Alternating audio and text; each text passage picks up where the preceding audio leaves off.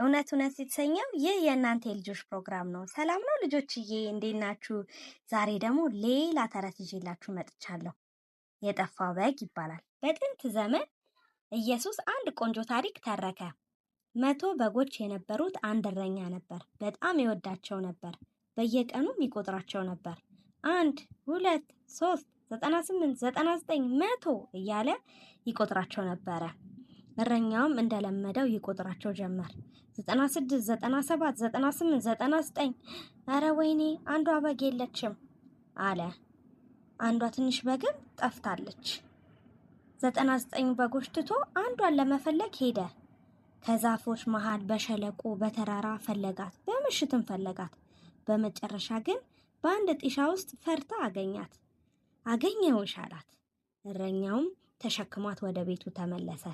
ከዛ ጓደኞቹን ሁሉ ጠርቶ በጌን እኮ አገኘዋት ብሎ ጓደኞቹን ሁሉ ጋበዛቸው። ልጆችዬ ኢየሱስ ይህን ተረት የነገረን ምን ያህል እግዚአብሔር እንደሚወደን፣ አንድ ሰው እንኳን ቢጠፋበት እግዚአብሔር ሊፈልገን እንደሚመጣ ነው የነገረን። ልጆችዬ እናንተ በእግዚአብሔር ዘንድ በጣም የምትወደዱና ልዩ የሆኑ ናችሁ። እናንተ እኛም ሁላችንም በእግዚአብሔር ዘንድ ልዩና የምንወደድ ነን። ልጆችዬ በሌላ ተረት እስከምንገናኝ ወዳችኋለሁ። ቻው